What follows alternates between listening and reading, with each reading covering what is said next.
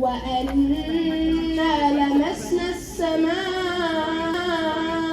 فوجدناها ملئت حرسا شديدا وشهبا وأنا كنا نقعد منها مقاعد للسمع فمن يستمع الآن يجد له شهابا رصدا.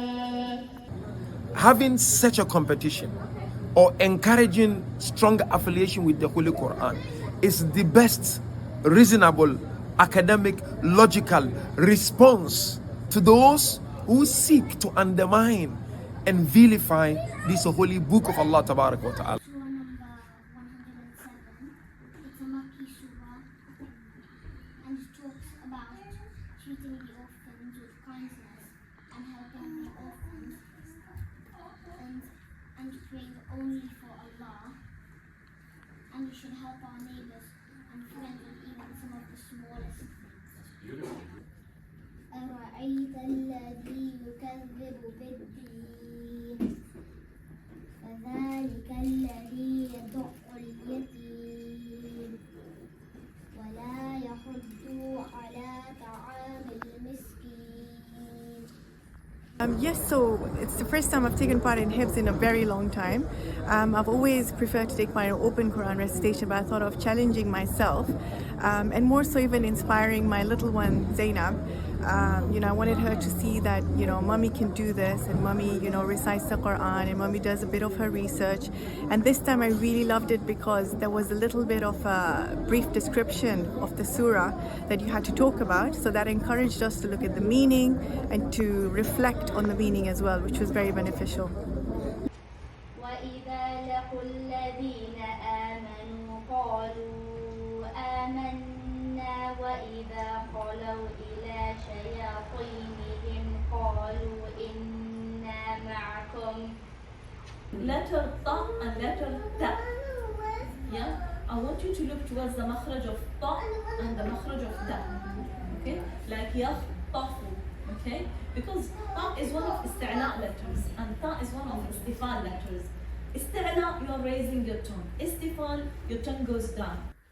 وإن طائفتان من المؤمنين اقتتلوا فأصلحوا بينهما ولن نشرك بربنا أحدا.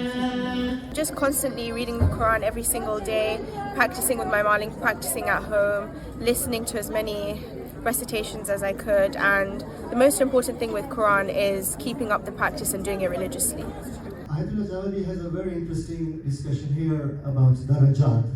He says in the Quran there are verses where you have, for example, lahum darajat, and then he has a verse at the hum darajat. So hum darajat. So it is interesting when he says that when a student goes to Hausa and he starts learning, at the first instant it is hal, yeah, when he's just learning. When he's studied for a few years, then it becomes maqam tajazzi, which means he has picked up or acquired some knowledge, and at the end of that third stage he becomes a mujtahid mutlaq. وأنه تعالى جد ربنا ما اتخذ صاحبة ولا ولدا. You've just come out from a really grilling session of tafsir. How was it? No, it was an amazing experience. Yeah, just to be in front of two qualified scholars of Sheikh Muzzaldina and Sheikh Nuru. I guess it gave me a very kind of encouragement to learn more about the Quran. I think. Yeah, you realize that when you go into this, how little you know about the Quran, and I think this has given me a motivation to know more about the Quran. Inshallah. So. Allah found in Surah Fussilat, Ayah 15, to gain status or wealth, Surah Tawbah, Ayah 58. To show off, Surah Tawbah, Ayah 79, they are ignorant, Surah Baqarah, Ayah 67, or they might just do it for entertainment. This ayah is said to be revealed either when Aisha, the wife of the Prophet, made fun of Hafsa, also a wife of the Prophet. Each participant gets to present for 10 minutes, and then myself and Sheikh Anwar Ja'far, we get to interrogate each participant for 15 minutes, and that's when we become Munkar and Nakir. No, that's when we really get to tease out the depth of learning from the participants, and we really get to see the gems that they've prepared. So invite to the way of your Lord with hikmah, with wisdom. Now, what do you think here hikmah might mean, especially in the context of calling people to God? So call people to God using wisdom. So hikmah, what do you think it means, and how might it be applied when calling people to the way of Allah subhanahu wa ta'ala? So it could mean, obviously using your knowledge, but there has to be that tenderness in your approach when you're inviting people to you. Because if you do become harsh, then obviously the message is not going to be passed on. I think it was fantastic. This is the first time I've ever participated in a Qur'an competition, and the experience has been enlightening. I feel like it's given me the confidence, especially with the beginner's session, to say, this is the Book of Allah, so I need to engage with it more. And would you advise women to participate, because you see a lot more of the men participants?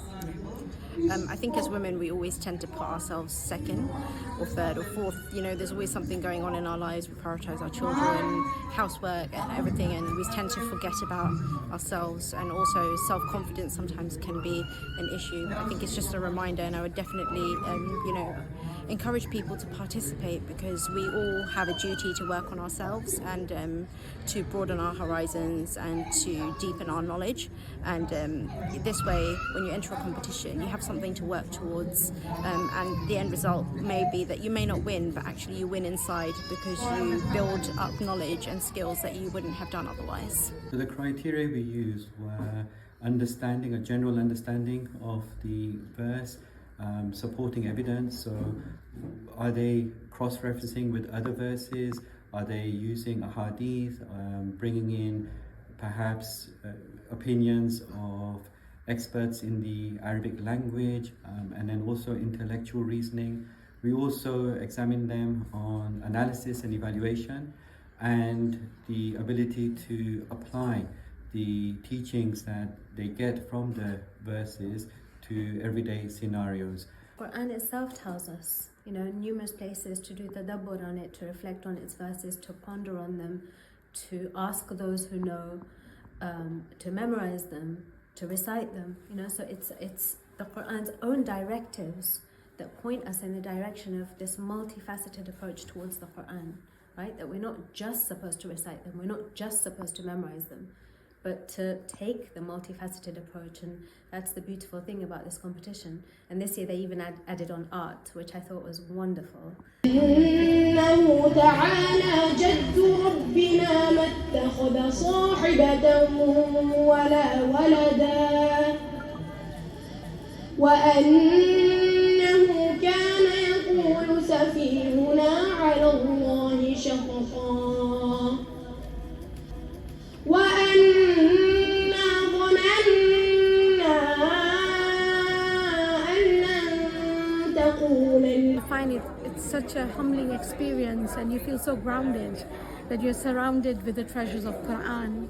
For Qur'an is our lifeline, and seeing little children, parents, moms and dads, and everyone so connected with understanding, using art, expression of art and creativity, having workshops, and hifd of Qur'an, tafsir of Qur'an, and seeing families across the UK coming together, loving the Qur'an and trying to embody the Quranic values. And this is what exactly the Prophet had mentioned, إِنِّي تَارِكٌ فِيكُمُ الثَّقَلَيْنِ. وكان رجال من الإنس يعودون.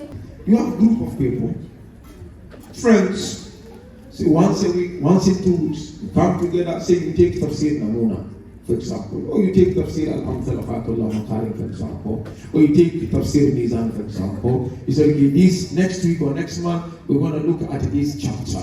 Everybody try to read it, let's meet together, let's discuss. If you find it challenging, you invite some of the students of Hausa like us, we can come, help, and then we move the discussion forward.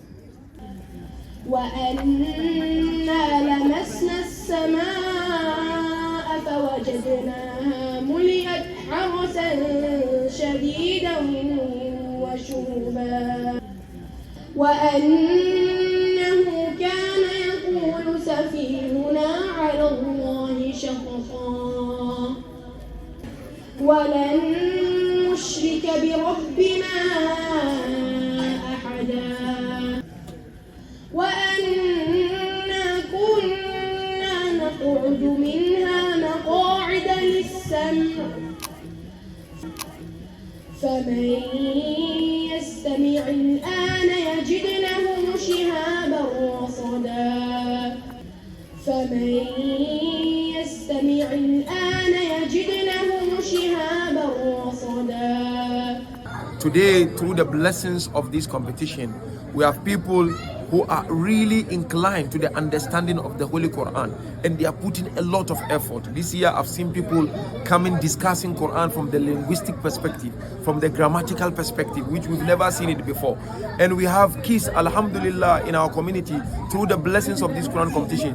They've memorized more than 30 paras, and the aim is to memorize the entire Quran, which I can confidently say they are on their way achieving that. Some also, alhamdulillah, through the blessings of this competition, they've improved their recitation of the Holy Quran, thereby applying and implementing the rules of reciting the Holy Quran. So alhamdulillah, in short, what this competition has achieved is that we managed to enhance people's relationship with the Holy Quran.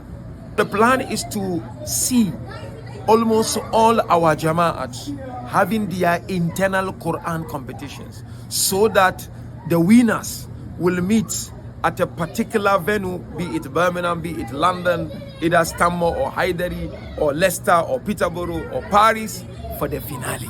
That is the aim. Alhamdulillah, Hyderabad started last year, and inshallah this year.